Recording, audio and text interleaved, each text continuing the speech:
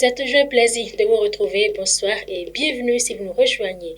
Les villes retirées de la deuxième phase du projet asphaltage n'ont pas à s'inquiéter. Elles bénéficieront d'autres actions du gouvernement, a fait savoir le secrétaire général adjoint du gouvernement Wilfried Leandre Mbedji en Atetengou lors d'un entretien. Ces villes sont prises en compte dans le projet assainissement des villes secondaires, une décision prise pour équilibrer le partage et permettre à d'autres communes de bénéficier du projet asphaltage, a justifié le porte-parole du gouvernement.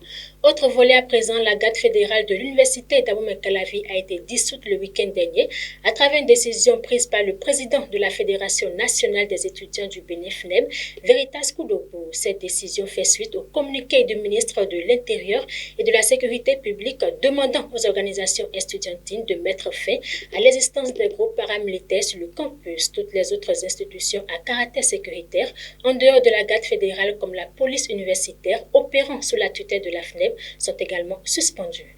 Le président français Emmanuel Macron va se rendre en Algérie du 25 au 27 août prochain. L'annonce a été faite samedi dernier à travers un communiqué de la présidence française. Cette visite est destinée à relancer le partenariat entre les deux pays après plusieurs mois de crise. C'est la deuxième fois qu'Emmanuel Macron se rend dans la capitale algérienne en tant que président. Son déplacement prochain fait suite à une première visite d'une douzaine d'heures en décembre 2017 au début de son premier quinquennat. Pour finir, la cérémonie de distinction dénommée les trophées SICAFO édition 2022 a eu lieu hier dimanche à Cotonou. Pour cette 4e édition, 21 récompenses ont été décernées avec plusieurs attestations de mérite. Les trophées SICAFO récompensent chaque année les meilleurs acteurs du football béninois qui se sont distingués au cours d'une saison régulière de par leur performance aussi bien au plan national qu'à l'international. À noter qu'une catégorie est également réservée aux médias. Voilà, c'est tout pour ce 19h15. On vous laisse comme d'habitude en compagnie du cycle préparatoire Marie-Stella, le CPMS de Cotonou. Savez-vous qu'à Cotonou, il existe une école de cycle préparatoire aux grandes écoles d'ingénieurs, le CPMS, le cycle préparatoire Sainte-Marie-Stella.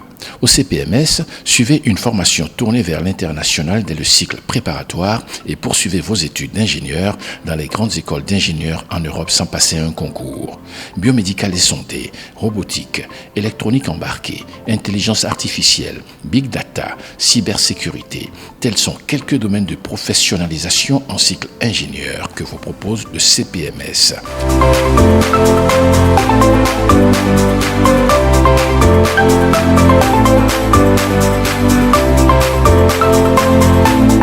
Le CPMS est ouvert aux bacheliers des séries C, D, E et F. Contact 62 72 10 72. Mesdames et messieurs, merci pour l'attention et merci également au CPMS de Cotonou qui nous accompagne dans nos programmes. Bonsoir chez vous.